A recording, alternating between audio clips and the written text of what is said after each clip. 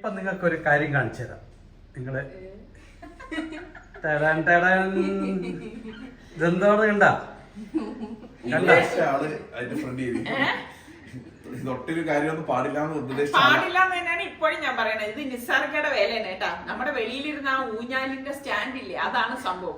ഒരു ദിവസം നോക്കിയപ്പോ ഉണ്ട് ദാ ഓടിച്ചെന്ന് കയറും തൊട്ടിൽ കമ്പൊക്കെ ഇവിടെ പേരൂർക്കട ചെന്ന് വാങ്ങിക്കൊണ്ട് വന്നിട്ട് ഞാൻ പറഞ്ഞു, പക്ഷെ ഇതിനൊന്നും ആവശ്യമില്ല, മോൾ അതിലൊന്നും കിടത്തണ്ടെന്ന് പറഞ്ഞിട്ട് കേൾക്കത്തില്ല. പറയും നിങ്ങൾക്ക് ജോലി ചെയ്യുമ്പോ കുഞ്ഞിനെ കിടത്താൻ എളുപ്പമാണെന്ന്. ചുമ്മാ നിസ്സാർക്കൊക്കെ കുഞ്ഞിനെ തൊട്ടിൽ കിടത്തി ഇങ്ങനെ എന്ത് പറയാൻ ഇങ്ങനെ ഇവിടെ ഇരുന്ന് ഇങ്ങനെ കളിപ്പിക്കണം, അതിന് വേണ്ടിയിട്ടാണേ. പക്ഷെ നമ്മള് ഫുൾ ടൈം ഒന്നും ഈ തൊട്ടില് കിടക്കത്തൊന്നും ഇല്ല കേട്ടാ. രാത്രി ഇവരുടെ ഒപ്പം ബെഡിൽ തന്നെയാണ് മോള് കിടക്കണത്. എന്തായാലും വീടിനൊരു ഐശ്വര്യായി തൊട്ടില്ല കൊച്ചുള്ളത് അറിയല്ല. പക്ഷെ എനിക്ക് ഈ തൊട്ടിലിനോട് ഒരു യോജിപ്പ് ഇപ്പോഴും ഇല്ലാട്ടാ. നിസ്സാർക്കയാണ് ഇതിപ്പോ കുഞ്ഞിനെ. നിങ്ങൾ എന്ത് പറയണേ? കുഞ്ഞിനെ തൊട്ടിൽ കിടന്നപ്പോ കൊച്ചുങ്ങൾക്ക് സ്വസ്ഥമായിട്ട് കിടക്കുന്നില്ല ഒതുങ്ങി. മറ്റൊരു നമ്മുടെ ദേഹത്ത് ഇങ്ങനെ ചേർന്ന് എടുത്തോളൂ, കരയുമ്പോ എടുത്തോളൂ. പിന്നെതാ നമ്മുടെ മോള് കിടക്കണം നോക്കിക്കേ. എനിക്കാണെങ്കിലുണ്ടല്ലോ മോളെ ഇങ്ങനെ കിടത്തി ഇങ്ങനെ അവള് മിണ്ടാതെ കിടന്നാലും എനിക്ക് അവൾക്ക് ഉമ്മ കൊടുത്തോണ്ടിരിക്കണം. ഈ കള്ളി പെണ്ണ് അവൾക്ക് ഇഷ്ടമാണ്. അവളിപ്പം സംസാരിക്കുവാണെങ്കിൽ പറഞ്ഞു തന്നെ അപ്പൊ ആ കൊള്ളാം, നല്ല ഇഷ്ടപ്പെട്ടു. അതെ അതെ അതെ അതെ അതെ. ഇങ്ങനെ വേറെ കാര്യം, മോളിങ്ങനെ ഉണന്നു കഴിഞ്ഞാൽ ഇതിലൊന്നും കിടക്കത്തൊന്നും ഇല്ല കേട്ടാ. അപ്പോഴേക്കും ഇവിടെ നമ്മള് താഴെ ഒരു പുൽപ്പായുണ്ട്, അതിന്റെ പുറത്ത് ഒരു ടവലൊക്കെ വിരിച്ചിട്ട് ആളിനെ തറയിൽ കിടത്തി തുടങ്ങി. ഇനിയിപ്പൊ കമഴാനുള്ള ശ്രമം അവളിങ്ങനെയായിരുന്നു ഈ പൂച്ച ഞെളിയുന്നത് പോലെയൊക്കെ ഞെളിഞ്ഞ് കളയും. രസമല്ലേ കേട്ടാ. ഒരു ദിവസം ഇപ്പൊ മെനിഞ്ഞാന്ന് ഞാൻ ഇവിടെ വന്ന് നോക്കുമ്പോഴേക്കുണ്ട് നമ്മുടെ വസീമും പാത്തും രണ്ടുപേരും കൂടി ഇതാ ഇവിടെ വന്നിരുന്നോണ്ട് എവിടെ നോക്കിക്കൊണ്ട് നിൽക്കുവാണ്. അപ്പൊ എനിക്ക് പേടിയായി പോയി കേട്ടാ. പിന്നെ ഞാൻ എപ്പോഴും ഞങ്ങൾ ഇവിടെ ഇല്ലെങ്കിൽ ഈ ഡോറങ്ങ് അടച്ചിട്ടേക്കും. കാരണം അവര് വലിയ സ്നേഹത്തിൽ വരുന്നതായിരിക്കും. വന്ന് ഇങ്ങനെയൊക്കെ പിടിച്ചു കഴിഞ്ഞാല് നമ്മുടെ കുഞ്ഞിന്റെ അകത്ത് കിടക്കല്ലേ. അപ്പൊ ഇതാണ് തൊട്ടിൽ വിശേഷം. എങ്ങനെയുണ്ട് നിസ്സാർക്കട? വേറെ കാര്യം, ഇപ്പൊ എനിക്ക് തോന്നുന്ന ആരെ വീട്ടിൽ ഇതുപോലെ കൈലി തുണിയിലൊന്നും തൊട്ടിലൊന്നും ഉണ്ടാക്കിയിട്ടിട്ടുണ്ടാവില്ല. ആട്ടുന്ന കമ്പ് കണ്ട അതിന്റെ അത് കെട്ട് ഞാൻ ഈ കെട്ടുന്ന രീതിയൊക്കെ ഞാൻ പഠിച്ചു. അതാ ഞാൻ പറഞ്ഞത്. അങ്ങനെ അത്രയും ഒരു ബ്രാൻഡായിട്ട് നിൽക്കുന്ന ഒരു സ്ഥലത്താണ് നമ്മളിവിടെ നിസ്സാറിക്ക. വളരെ സിമ്പിൾ ആയിട്ട് പഴമയെ ഓർമ്മിപ്പിക്കുന്ന വിധത്തിൽ. സമയം അതല്ല, വേറെ കാര്യമുണ്ട്. എല്ലാരും എന്ത് പറയുന്നറിയോ, ഇത് ഫ്രണ്ടില് സാധനം എല്ലാരും ഒതുക്കിയല്ലേ. നമ്മളൊക്കെ ഇരിക്കുന്നതിലൂടെ തന്നെ അവർക്ക് സ്ഥാനം അതിലുള്ള സ്റ്റൈലൊക്കെ കുറഞ്ഞിരുന്നാണ് കുഴപ്പമില്ല. എത്ര 100 രൂപയുടെ അടി നിസ്സാർക്കാണ് അന്ന് വന്നിട്ട് ഞാൻ ചോദിച്ചപ്പോ 100 രൂപയുടെ തൊട്ടിക്കമ്പി, ഈ തൊട്ടിൽ കമ്പ്, പിന്നെ എത്ര 140 അങ്ങാണ്ട് കയറ്, പിന്നെ ഒരു കൈലിക്ക് എത്ര രൂപയാവും? 200 220 രൂപ. അത്രേ ഉള്ളൂ ഈ ഒരു തൊട്ടിലിന്റെ വില. വേറെ ബഡ്ജറ്റ് ഇതാ ഇത്രയും വലിയൊരു 10-27,000 രൂപയുടെ ഊഞ്ഞാൽ വാങ്ങിച്ചപ്പോ ഉള്ള സ്റ്റാൻഡാണ്. അതാരും കണക്ക് കൂട്ടുന്നില്ല.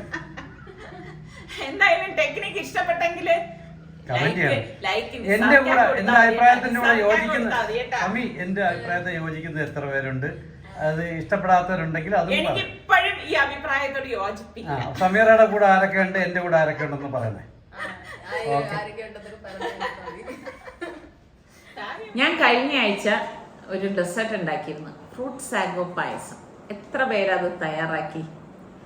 ഇഷ്ടപ്പെട്ടോ? നിങ്ങൾ ഉണ്ടാക്കിയവർക്കൊക്കെ ഇഷ്ടപ്പെട്ടെങ്കിൽ പറയണം കേട്ടാ. അപ്പൊ അതിനോടനുബന്ധിച്ച് തന്നെ നമ്മളൊരു ഗിവ് അവേ നടത്തിയിട്ടുണ്ടായിരുന്നു. അതിന്റെ ഡീറ്റെയിൽസും കാര്യങ്ങളൊക്കെ നമ്മള് കമ്മ്യൂണിറ്റി പോസ്റ്റിൽ നമ്മൾ കൊടുത്തിട്ടുണ്ടായിരുന്നു. അപ്പം ഇന്ന് നമ്മൾ അതിന്റെ 3 വിന്നേഴ്സ്, അതിന്റെ ശരിയുത്തരം പറഞ്ഞ 3 വിന്നേഴ്സിനെയാണ് നമ്മൾ സെലക്ട് ചെയ്യുന്നത്. അവർക്കാണ് ഗിഫ്റ്റ് ഉള്ളത്. എന്റെ അടുത്ത് കുറെ പേര് ഇതിനിടെ ചോദിച്ചിരുന്നു, എന്തായി ഗിവ് അവേയുടെ കാര്യമൊന്നും മറന്നിട്ടൊന്നും ഇല്ലായിരുന്നു. നോമ്പായതുകൊണ്ടാണ് ഇത്ര ഡിലേ ആയത്. അപ്പൊ അതിൽ ചോദ്യം എന്ന് വെച്ച് കഴിഞ്ഞാൽ അതിൽ മധുരം വരാൻ പഞ്ചസാരക്ക് വരാൻ എന്താണ് ചേർത്തതെന്നായിരുന്നു ചോദ്യം. രുചി കൂട്ടാൻ. അതിന്റെ ഉത്തരം മിൽക്ക് മെയ്ഡ് ആയിരുന്നു. അപ്പോൾ നമുക്ക് അതിന്റെ ഉത്തരം സെലക്ട് ചെയ്യാം. ഫസ്റ്റ് വിന്നറിനെ സെലക്ട് ചെയ്യാം.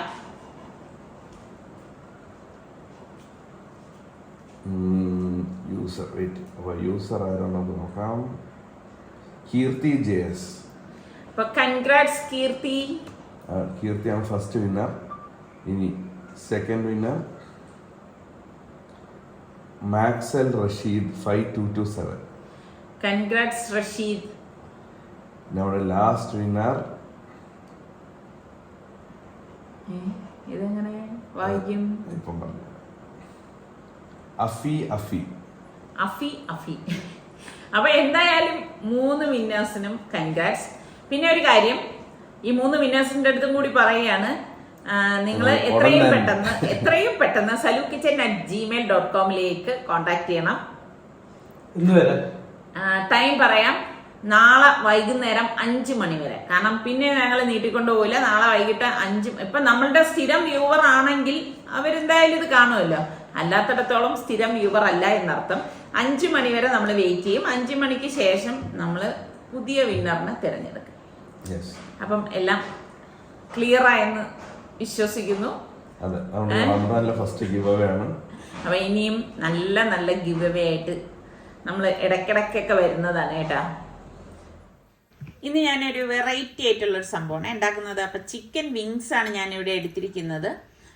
ഇത് നന്നായിട്ടൊന്ന് കഴുകി എടുത്തിട്ടുണ്ട്. അപ്പം ഇനി ഇതിലേക്ക് കുറച്ച് പൊടികൾ ചേർത്ത് കൊടുക്കണം. 2 ടേബിൾ സ്പൂൺ കാശ്മീരി ചില്ലി പൗഡറും 1 ടീസ്പൂൺ മഞ്ഞൾപ്പൊടിയും 1 ടീസ്പൂൺ ഗരം മസാല പൊടിയും 1 ടീസ്പൂൺ കുരുമുളക് പൊടി, 1 ടേബിൾ സ്പൂണോളം പെരിഞ്ജീരകപ്പൊടി, 1 ടീസ്പൂൺ ചെറിയ ജീരകത്തിൻ്റെ പൊടി, 2 ടീസ്പൂൺ കസൂരി മേത്തി, 1 ടേബിൾ സ്പൂണോളം ഒലിവ് ഓയിലാണ് കേട്ടോ. ഒലിവ് ഓയിൽ തന്നെ ചേർത്ത് കൊടുക്കണേ. പിന്നെ വേണ്ടത് പാകത്തിനുള്ള ഉപ്പും നാരങ്ങയുടെ പകുതി നമുക്കിതിലേക്ക് പിഴിഞ്ഞൊഴിച്ചു കൊടുക്കാം. അപ്പം കൂടുതൽ പുളിപ്പ് വേണമെങ്കിൽ 1 നാരങ്ങ വരെ നമുക്കിതിലേക്ക് ചേർത്ത് കൊടുക്കാം കേട്ടോ. അപ്പോൾ ആ ചാറ് നല്ലതുപോലെ ഒന്ന് പിഴിഞ്ഞതിലേക്ക് ഒഴിച്ചു കൊടുക്കണം. എന്നിട്ട് ഇനിയിപ്പോൾ നന്നായിട്ട് നമുക്കിതെല്ലാം ചേർത്തിട്ടൊന്ന് മിക്സ് ചെയ്ത് കൊടുക്കാം. അപ്പോൾ ഇത് മിക്സ് ചെയ്തിട്ട് കുറച്ച് നേരം നമ്മൾ ഇത് മസാലയൊക്കെ പിടിക്കാനായിട്ട് മാറ്റി വെക്കുന്നത് നല്ലതാണ് കേട്ടോ. കുറഞ്ഞത് ഒരു അരമണിക്കൂറെങ്കിലും നമ്മൾ മസാല പിടിക്കാനായിട്ട് മാറ്റി വെക്കണം. അതിനുശേഷം ഞാനിപ്പം ഇതാ ഇവിടെ എയർ ഫ്രയറിലാണ് ഇത് ഫ്രൈ ചെയ്തെടുക്കാൻ പോകുന്നത്. ഇപ്പം നിങ്ങളുടെ കയ്യിൽ എയർ ഫ്രയർ ഇല്ല എന്നുണ്ടെങ്കിൽ ഗ്യാസ് സ്റ്റോപ്പിൽ വളരെ കുറച്ച് ഒലിവ് ഓയിൽ ഒഴിച്ചിട്ട് ഇതിനെ ഒന്ന് ഫ്രൈ ചെയ്തെടുത്താൽ മതി. സ്റ്റീം ചെയ്തെടുക്കുകയും ചെയ്യാം കേട്ടോ. ഫ്രൈ ചെയ്തെടുക്കുന്നതിനേക്കാളും നല്ലത് സ്റ്റീം ചെയ്തെടുക്കുന്നതാണ് കേട്ടോ. അപ്പം ഞാൻ ഇതാ ഇപ്പം ടൈം സെറ്റ് ചെയ്ത് വെക്കാണ്. അപ്പം പകുതി ടൈം ആകുമ്പോഴേക്ക് ഞാൻ ഒരു 10 മിനിറ്റ് കഴിയുമ്പോഴേക്ക് ഇതുപോലെ ഓപ്പൺ ചെയ്തിട്ട് ഇതൊന്ന് മറിച്ചിട്ട് കൊടുക്കും. കാരണം ഇത് വിങ്സ് ആയതുകൊണ്ട് തന്നെ ചെറിയ പീസല്ലേ. അപ്പം ചെറിയ പീസ് ആയതുകൊണ്ട് തന്നെ പെട്ടെന്ന് ഇത് റെഡിയായി കിട്ടും. ഇപ്പം തന്നെ ഓൾമോസ്റ്റ് റെഡിയായി വന്നിരിക്കുകയാണ്. അപ്പം മറ സൈഡും കൂടി ഒന്ന് റെഡിയാവാനാണ് ഞാൻ ഇപ്പോൾ ഇതാ മറിച്ചിട്ട് കൊടുക്കുന്നത്. എന്നിട്ട് ബാക്കി ടൈമിൽ നമുക്ക് സെറ്റ് ചെയ്ത് വെക്കുമ്പോഴേക്ക് അതവിടെ കറക്റ്റായിട്ട് റെഡിയായി വന്നിട്ടുണ്ടാവും. അതവിടെ റെഡിയാവുന്ന നേരം കൊണ്ട് ഞാൻ അടുത്ത റെസിപ്പിക്ക് വേണ്ടിയിട്ട് ഒരു ബൗളിലേക്ക് 2 കപ്പ് കടലമാവ് ഇട്ട് കൊടുക്കാൻ കേട്ടോ. പിന്നെ ഇതിലേക്ക് വേണ്ടിയിട്ട് 1 ടീസ്പൂൺ ഇഞ്ചി വെളുത്തുള്ളി പേസ്റ്റും, അതിൻ്റെ അളവ് കൂടണ്ട, ഇത്രയും മാത്രം മതി. പിന്നെ 1/4 ടീസ്പൂൺ ബേക്കിംഗ് പൗഡറും 1/4 ടീസ്പൂൺ കായപ്പൊടിയില്ലേ, കായപ്പൊടി മസ്റ്റായിട്ട് ഇതിലേക്ക് ചേർത്ത് കൊടുക്കണം കേട്ടോ. എങ്കിൽ മാത്രമേ നല്ല ടേസ്റ്റ് ഒക്കെ ഉണ്ടാവത്തുള്ളൂ.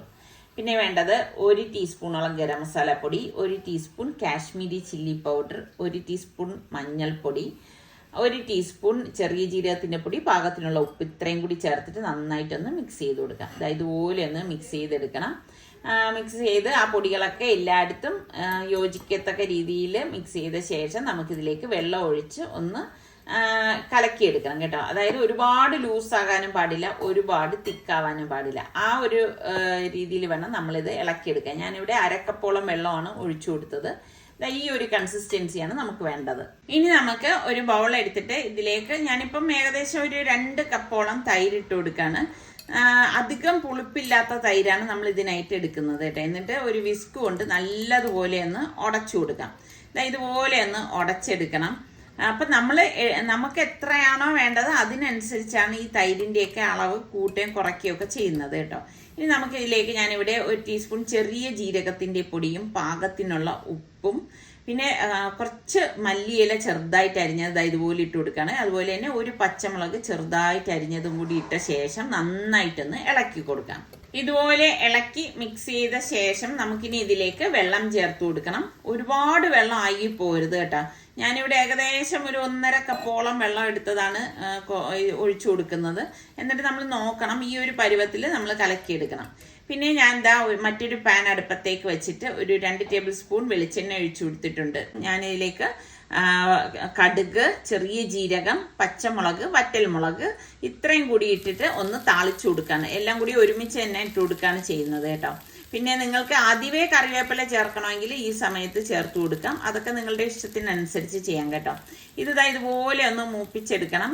ഇതെല്ലാം ഒന്ന് പൊട്ടി വന്ന ശേഷം ഞാൻ ഗ്യാസ് ഓഫ് ചെയ്തിട്ട് നമ്മളെ ഈ തൈര് ഇളക്കി വെച്ചിരിക്കുന്നില്ലേ അതിലേക്ക് നമുക്ക് ഈ താളിപ്പ് ഒഴിച്ചു കൊടുക്കാം.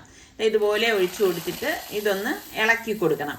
അപ്പം അതിവിടെ റെഡി ആയിട്ടുണ്ട്. ഇനിയിപ്പം ഇത് നമുക്കൊന്ന് മാറ്റി വെച്ചിട്ട് വേണം ബാക്കിയുള്ള കാര്യങ്ങൾ ചെയ്തെടുക്കാൻ. എളുപ്പം ഉണ്ടാക്കിയെടുക്കാൻ പറ്റുന്ന ഒരു ഐറ്റമാണ്. എന്തായാലും കുട്ടികൾക്കും വലിയവർക്കും ഒക്കെ ഇഷ്ടപ്പെടുന്ന ഒരു റെസിപ്പി തന്നെയാണ് കേട്ടോ. അപ്പൊ ഇനിയിപ്പം ഞാൻ പാൻ അടുപ്പത്തേക്ക് വെച്ച ശേഷം നമുക്കിതിലേക്ക് കുറച്ച് ഓയിൽ ഇതുപോലെ ഒന്ന് ഒഴിച്ചു കൊടുക്കണം. ഒഴിച്ചു കൊടുത്ത് ഓയിൽ നന്നായിട്ടൊന്ന് ചൂടായ ശേഷം ഫ്ലെയിം ഒന്ന് കുറച്ച് വെച്ചിട്ടാണ് നമ്മൾ ഈ കലക്കി വെച്ചിരിക്കുന്ന മാവില്ലേ അത് ഓരോ സ്പൂൺ വീതം ഇതുപോലെ ഒഴിച്ചു കൊടുക്കാം. അപ്പൊ നമ്മൾ ബേക്കിംഗ് പൗഡർ ഇതിലേക്ക് ഉപയോഗിച്ചത് കൊണ്ട് തന്നെ ഇത് പൊങ്ങി വരും. അപ്പൊ അതുകൊണ്ട് തന്നെ വളരെ കുറച്ച് ഇത്ര മാത്രം കോരി ഒഴിച്ചു കൊടുത്താൽ മതിയാവും. ഈ ഒരു പരുവത്തിലാണ് നമ്മൾ ഈ മാവ് കലക്കിയെടുക്കാനുള്ളത് കേട്ടോ. അപ്പൊ കുഴിവുള്ള നമ്മളുടെ ഇരുമ്പ് ചട്ടിയിലൊക്കെ വേണമെങ്കിൽ അങ്ങനെയും ചെയ്തെടുക്കാം. ഇതാവുമ്പം സൗകര്യത്തിന് നമുക്ക് ഒരുപാടെണ്ണം ഒരേ സമയം തന്നെ തയ്യാറാക്കി എടുക്കാൻ പറ്റും. ഒരുപാട് ഓയിലിന്റെ ആവശ്യമില്ല. ഒരു സൈഡ് റെഡി ആകുമ്പോൾ ഒന്ന് മറിച്ചിട്ട് കൊടുക്കുക. ഇത് കടലമാവ് ആയതുകൊണ്ട് തന്നെ പെട്ടെന്ന് റെഡിയായി കിട്ടും കേട്ടോ. ഒരുപാട് ഇത് ഡ്രൈ ആവാനായിട്ട് നിൽക്കരുത്. അങ്ങനെ ഡ്രൈ ആയി കഴിഞ്ഞാൽ പിന്നെ നമ്മളത് റെഡിയാക്കുമ്പോഴേക്ക് അത്ര ഒരു ടേസ്റ്റ് ഒന്നും ഉണ്ടാവത്തില്ല കേട്ടോ. അപ്പൊ ഒരു ബാച്ച് റെഡി ആയത് ഞാൻ എണ്ണയിൽ നിന്നൊന്ന് മാറ്റി വെക്കുവാണ്. പിന്നെ അടുത്ത ബാച്ച് നമുക്ക് ഇതുപോലെ തന്നെ മാവ് കോരിയൊഴിച്ച് റെഡിയാക്കി എടുക്കാം. ഇത് നമ്മൾ നോമ്പ് തുറക്കുന്ന സമയത്ത് കഴിക്കാനാണെങ്കിൽ നേരത്തെ ഉണ്ടാക്കിയ ഒരു ഉച്ചയ്ക്കൊക്കെ ഉണ്ടാക്കിയിട്ട് ഫ്രിഡ്ജിൽ വെച്ചിട്ട് എടുക്കുമ്പോഴാണ് ഭയങ്കര ടേസ്റ്റ് ഉണ്ടാവുന്നത് കേട്ടാ. കാരണം നല്ല തണുപ്പ് വേണം ഇതിന്. അപ്പൊ ഞാൻ രണ്ടാമത്തെ ബാച്ചിന് ഇതുപോലെ ഫ്രൈ ചെയ്തെടുത്തു. എന്നിട്ട് നമുക്കിതിലേക്ക് കുറച്ചധികം ചൂടുവെള്ളം ഞാൻ ഒരു ബൗളിലേക്ക് ഇട്ട ശേഷം ഒഴിച്ചു കൊടുക്കാണ്. അതിനുശേഷം ഇതൊന്ന് പിഴിഞ്ഞ് നമുക്കൊന്ന് മാറ്റി വെക്കാം കേട്ടോ. ഇപ്പൊ നമ്മൾ റെഡി ആയിരിക്കുന്ന ആ തൈരിന്റെ കൂട്ടില്ലേ അതിലേക്ക് നമുക്ക് ഈ ഓരോ വടകള് ഇതുപോലെ പിഴിഞ്ഞെടുത്ത വടകളാണ് ഇട്ട് കൊടുക്കുന്നത് കേട്ടോ. അപ്പൊ നല്ല സോഫ്റ്റ് ആയിട്ട് ഇരിക്കുകയാണ്. ചൂടുവെള്ളത്തിൽ ഇട്ടിട്ട് പിഴിഞ്ഞെടുത്തതല്ലേ. എന്നിട്ട് ഇതുപോലെ ഒന്ന് മുക്കി വെച്ചു കൊടുത്താൽ മതി. അപ്പം ശരിക്കും പറഞ്ഞാല് ഭയങ്കര ടേസ്റ്റാണ് കേട്ടോ. നോമ്പ് തുറക്കുന്ന സമയത്തൊക്കെ ഈ ഒരു ദഹിവട കഴിക്കാണ്ടല്ലോ അടിപൊളിയാണ്. ഇവിടെ സൽമാനാണെങ്കിൽ ഭയങ്കര ഇഷ്ടമുള്ളൊരു വടയാണ്. ഞാൻ എല്ലാ നോമ്പിനും ഈ ഒരു വട ഉണ്ടാക്കാതിരിക്കത്തേ ഇല്ല കേട്ടോ. എന്നിട്ട് ഇത് കുറച്ച് മുളക് പൊടി കൊണ്ട് ഇങ്ങനെ ഒന്ന് ഗാർണിഷ് ചെയ്ത് കൊടുക്കാണ്. പിന്നെ നിങ്ങളുടെ കയ്യിൽ ആംചൂർ പൗഡർ ഉണ്ടെങ്കിൽ അതും ഇട്ട് കൊടുക്കാം കേട്ടോ. പിന്നെ കുറച്ച് മല്ലിയിലയും കുറച്ച് അതുപോലെ തന്നെ കറിവേപ്പിലയും കൂടി ചെറുതായിട്ട് അരിഞ്ഞത് ഇതിന് മീതെ ഇതുപോലെ ഒന്ന് ഇട്ട് കൊടുക്കുമ്പോൾ നമ്മളുടെ അടിപൊളി ദഹിവട റെഡിയാണ്. അപ്പൊ എത്ര പേർക്ക് ദഹിവട ഇഷ്ടമുള്ളവരുണ്ട്. ഈ ദഹിവട തന്നെ പല രീതിയിൽ ഉണ്ടാക്കുന്നവരുണ്ട് കേട്ടോ. അപ്പൊ ഇതാണ് ഏറ്റവും എളുപ്പത്തിൽ നമുക്ക് തയ്യാറാക്കി എടുക്കാൻ പറ്റുന്നൊരു ദഹിവട എന്ന് പറയുന്നത്. അപ്പൊ ട്രൈ ചെയ്യണേ നിങ്ങള്. മറ്റൊരു പാൻ അടുപ്പത്തേക്ക് വെച്ച ശേഷം ഞാൻ ഇതിലേക്ക് 2 ടേബിൾ സ്പൂൺ ബട്ടർ ഇട്ട് കൊടുക്കണേ. ബട്ടർ ഒന്ന് മെൽറ്റായി വരുന്ന സമയത്ത് 1 ടീസ്പൂൺ ഇഞ്ചി വെളുത്തുള്ളി പേസ്റ്റും കൂടി ഇതിലേക്ക് ചേർത്ത് കൊടുക്കാം. അത് ഒന്ന് ഞാനിപ്പോൾ ഫ്രീസറിൽ വെച്ചെടുത്തത് കൊണ്ടാണ് അത് ക്യൂബായിട്ടിരിക്കുന്നത് കേട്ടോ. അതൊന്ന് മെൽറ്റായി വരുമ്പോഴേക്ക് നമുക്ക് പിസ്സ പാസ്ത സോസ് 3 ടേബിൾ സ്പൂണോളം ഞാൻ ഇതിലേക്ക് ചേർത്ത് കൊടുക്കുന്നുണ്ട്. ഇതിൻ്റെയൊക്കെ അളവ് നിങ്ങളുടെ ഇഷ്ടത്തിനനുസരിച്ച് കൂട്ടുകയും കുറയ്ക്കുകയും ചെയ്യാം കേട്ടോ. എന്നിട്ട് നമുക്കൊന്ന് ഇളക്കി കൊടുത്ത് ഫ്ലെയിം ഒന്ന് കുറച്ച് വെച്ചിട്ട് വേണം ഇളക്കി എടുക്കാനുള്ളത്. പിന്നെ വേണ്ടത് ഫ്രഷ് ക്രീമാണ്. അപ്പം ആദ്യം ഞാൻ പകുതി ഫ്രഷ് ക്രീം ഇതിലേക്ക് ചേർത്തൊന്ന് മിക്സ് ചെയ്ത് കൊടുക്കുകയാണ്. അതിനുശേഷമാണ് ഞാൻ ബാക്കി ഫ്രഷ് ക്രീം ഇതിലേക്ക് ചേർത്ത് കൊടുക്കുന്നത്. പിന്നെ പലരും എൻ്റെ അടുത്ത് ചോദിക്കും ഫ്രഷ് ക്രീം എങ്ങനെയാണ് സൂക്ഷിക്കുന്നതെന്ന്. ഇപ്പൊ ഞാൻ ഒരു പാക്കറ്റ് എടുത്ത് പകുതി മതിയെങ്കിൽ ബാക്കി പകുതി അടച്ച് ഫ്രിഡ്ജിൽ വെക്കാണ് ചെയ്യണത്. നമ്മൾ പൊട്ടിച്ച ശേഷം അത് വെളിയിൽ വെച്ച് കഴിഞ്ഞാൽ പെട്ടെന്ന് അത് കേടായി പോകും. അപ്പൊ അതുകൊണ്ട് നമ്മൾ ഫ്രിഡ്ജിൽ തന്നെ സൂക്ഷിക്കണം. ഇതിപ്പം ഞാൻ ഫുള്ള് ഇതിലേക്ക് ചേർത്ത് കൊടുക്കുകയാണ് ചെയ്യുന്നത് കേട്ടോ. അപ്പൊ നമ്മുടെ ചിക്കന്റെ ക്വാണ്ടിറ്റി ഒക്കെ കൂടുതലുണ്ടെങ്കിൽ ഇതുപോലെ ഫുള്ളായിട്ട് എടുക്കുന്നതാണ് കുറച്ചുകൂടി നല്ലത്. ഇനി നമുക്ക് ഇതിലേക്ക് പൊടികൾ ചേർത്ത് കൊടുക്കാം. ഇപ്പൊ ഞാനിവിടെ Kashmiri chilli powder 1 teaspoon, 1 teaspoon കുരുമുളക് പൊടി, 2 ടീസ്പൂൺ കസൂരി മേത്തി മസ്റ്റ് ആയിട്ട് നമ്മൾ ഇതിലേക്ക് ചേർക്കണം. എന്നിട്ട് എല്ലാം ചേർത്ത് ഇതുപോലെ ഒന്ന് ഇളക്കി കൊടുക്കണം കേട്ടോ. നന്നായിട്ടൊന്ന് ഇളക്കിയ ശേഷം പാകത്തിനുള്ള ഉപ്പും കൂടി ഇട്ട് കൊടുക്കാം. ഉപ്പ് നോക്കിയിട്ട് വേണം ഇടാനുള്ള. ഫ്രഷ് ക്രീമിൽ ഉപ്പിന്റെ ഒരു അംശം ഉണ്ട്, അതുകൊണ്ട് നമ്മൾ ശ്രദ്ധിക്കണം കേട്ടോ. ഈ സമയം എന്താ നമ്മളുടെ ചിക്കൻ എയർ ഫ്രയറിലെല്ലാം റെഡി ആയിട്ടുണ്ട്. അപ്പോൾ നമ്മൾ ആ ചിക്കൻ എടുത്തുകൊണ്ട് വന്നത് ഫുള്ളായിട്ട് ഇതിലേക്ക് ഇട്ട് കൊടുക്കുകയാണ്. എന്നിട്ട് നമുക്ക് ഇതൊന്ന് മിക്സ് ചെയ്തെടുക്കാം. അപ്പം എളുപ്പത്തിൽ തയ്യാറാക്കിയെടുക്കാൻ പറ്റുന്ന ചിക്കൻ വിങ്സ് കൊണ്ടുള്ള ഒരു ബട്ടർ ചിക്കനാണ് കേട്ടോ ഇത്. കുട്ടികൾക്കൊക്കെ എന്തായാലും ഇഷ്ടപ്പെടുന്ന ഒരു ഐറ്റം തന്നെയായിരിക്കും. ബട്ടർ ചിക്കൻ ഇഷ്ടമുള്ള എത്ര പേരുണ്ട്? ഇത് കുറച്ചിങ്ങനെ ഒരു ഡ്രൈ ആയിട്ട് ഒരുപാട് ഇങ്ങനെ ഗ്രേവി ഒന്നും ഇല്ലാതെ കണ്ടില്ലേ, ഈ ഒരു പരുവത്തിലാണ് ഇരിക്കുന്നത്. ഉണ്ടാക്കിയെടുക്കാനാണെങ്കിൽ വളരെ എളുപ്പമാണ്. അപ്പം നിങ്ങൾ ട്രൈ ചെയ്ത് നോക്കണം കേട്ടോ. നോക്കിയിട്ട് അതിന്റെ ഫീഡ്ബാക്ക് കൂടെ തരണേ എങ്ങനെയുണ്ടെന്ന്. പിന്നെ ലാസ്റ്റ് ഞാൻ കുറച്ച് മല്ലിയില ചെറുതായിട്ട് അരിഞ്ഞതും കൂടി ഇട്ടിട്ട് ഒന്ന് മിക്സ് ചെയ്ത് കൊടുക്കാണ്. അപ്പം ഈ ഫ്രഷ് ക്രീമും ബട്ടറും എല്ലാം കൂടി ചേർന്നിട്ട് അടിപൊളി ടേസ്റ്റ് തന്നെയാണ്. ഇതിപ്പം നമുക്ക് എന്തിൻ്റെങ്കിലും, അതായത് ഇപ്പം ചപ്പാത്തിയുടെ കൂടെയൊക്കെ കഴിക്കാനും അതിൻ്റെ ആ ഗ്രേവിക്കൊക്കെ നല്ല ടേസ്റ്റാണ് വരുന്നത് കേട്ടോ. പിന്നെ സ്റ്റാർട്ടറായിട്ട് വരെയും കഴിക്കാൻ പറ്റിയ ഒരു ഐറ്റമാണ്. കണ്ടില്ലേ, ഒരുപാട് ഇങ്ങനെ ഗ്രേവി, അങ്ങനെ ലൂസായിട്ടുള്ള ഗ്രേവി അല്ല, ആ ഒരു ചിക്കനിൽ പൊതിഞ്ഞിരിക്കുന്ന ആ ഒരു ടൈപ്പിലാണ് കേട്ടോ. നല്ല ടേസ്റ്റാണ്, ഉറപ്പായിട്ട് നിങ്ങൾക്ക് ഇഷ്ടപ്പെടുവേ. എൻ്റെ മീതെ കുറച്ച് നാരങ്ങ നീരും കൂടി ഒന്ന് പിഴിഞ്ഞൊഴിച്ച് കുറച്ച് മല്ലിയിലയും കൂടി ഒന്ന് അരിഞ്ഞിട്ട് കഴിയുമ്പോൾ അടിപൊളി. വൈകുന്നേരം ആയപ്പോഴേക്ക് ഇതേ നമ്മളുടെ റിച്ച് മോൻ വന്നു. അവൻ നോമ്പൊക്കെ എടുത്തിട്ട് ഭയങ്കര ക്ഷീണിച്ച് വന്നിരിക്കുകയാണ്. ബസ്സിലാണ് വന്നത്, അതിന്റെ ടയർഡിൽ കയറി പോവുകയാണ്. അപ്പൊ എന്നത്തെയും പോലെ തന്നെ നോമ്പ് തുറക്കുന്നതിന് മുൻപ് തന്നെ എല്ലാം ഞാൻ ടേബിളിലേക്ക് കൊണ്ടുവച്ചിട്ടുണ്ടായിരുന്നു. ഇന്നിപ്പോ റിച്ചും കൂടി ഉള്ളത് കൊണ്ട് ഭയങ്കര ഒരു സന്തോഷമുണ്ട് കേട്ടോ. എപ്പോഴും നമ്മൾ ഈ ഒറ്റയ്ക്കൊക്കെ ഇരുന്ന് നോമ്പ് തുറക്കുന്നതിൽ നിന്നും വീട്ടില് മക്കളും എല്ലാവരും ഒരുമിച്ച് ഒരു നോമ്പ് തുറ എന്ന് പറയുമ്പം അതിന്റെ ഒരു എന്താ പറയാ സന്തോഷം ഒന്ന് വേറെ തന്നെയാണ് അല്ലേ. അങ്ങനെ ഇപ്പൊ എന്താ ഞാൻ പറഞ്ഞില്ലേ, കഞ്ഞി റിച്ചുവിന് ഭയങ്കര ഇഷ്ടമാണ് കേട്ടോ. അപ്പം പിന്നെ കഞ്ഞിയും എല്ലാം റെഡിയാക്കി വെച്ചിട്ടുണ്ടായിരുന്നു. അപ്പം എന്താ ബാങ്ക് കൊടുത്തപ്പോൾ നമ്മളെല്ലാം നോമ്പ് തുറക്കാണ്. അങ്ങനെ നമ്മുടെ സുൽത്താൻ ഒഴികെ നമ്മൾ മാത്രം ഉള്ള ഒരു നോമ്പ് തുറ ഓടി. പാവം കേട്ടോ, സുൽത്താന്റെ കാര്യം ഭയങ്കര കഷ്ടമാണ്. ഞാൻ വിളിക്കുമ്പോൾ ചോദിക്കും മോൻ എന്തുണ്ടാക്കി എന്നൊക്കെ ചോദിക്കുമ്പം അവൻ പറയും ചിലപ്പോൾ കഞ്ഞി മാത്രമായിരിക്കും ഉണ്ടാക്കിയത്, അതല്ലെങ്കിൽ പറയും ചപ്പാത്തിയാണ് ഉണ്ടാക്കിയതെന്ന് പറയും. അപ്പൊ നമുക്കിതൊക്കെ കേൾക്കുമ്പോൾ ഒരു വിഷമാണ് അല്ലേ. നമ്മളിവിടെ ഇതൊക്കെ കഴിച്ചുകൊണ്ടിരിക്കുമ്പോൾ നമ്മുടെ ഒരു കുട്ടി അവിടെ ഇതുപോലെയൊക്കെ ഭയങ്കര അതൊരു വിഷമം തന്നെയാണ്. പിന്നെ നിങ്ങളിൽ പലരും എൻ്റെ അടുത്ത് പറഞ്ഞു ഇത്തായി വിട്ട് ഇനി വസീം പോകത്തില്ല എന്ന് പറഞ്ഞു. അപ്പൊ എനിക്ക് അത്ര വലിയ വിശ്വാസമൊന്നും ഇല്ലായിരുന്നു. പക്ഷെ ഈ 2-3 ദിവസമായിട്ട് നിങ്ങൾ പറഞ്ഞത് ഞാൻ വിശ്വസിക്കേണ്ടി വരുന്നു കേട്ടോ. കാരണം അതുപോലെയുള്ള ചില അവിഹിത സീനുകളൊക്കെ ഞാനിവിടെ കണ്ടോണ്ടിരിക്കുകയാണ്. അപ്പൊ ഞാൻ ഭയപ്പെടുന്നുണ്ട് ഇനി പാത്തുവിന്റെ പേരും കൂടി എനിക്ക് എടുക്കേണ്ടി വരുമോ, അപ്പൊ പിന്നെ എന്റെ അവസ്ഥ എന്താവും എന്നൊക്കെയാണ് ഞാൻ ആലോചിച്ചുകൊണ്ടിരിക്കുന്നത് കേട്ടോ. എന്താണെന്നുള്ളത് നിങ്ങൾ തന്നെ ഒന്ന് കണ്ടു നോക്ക്.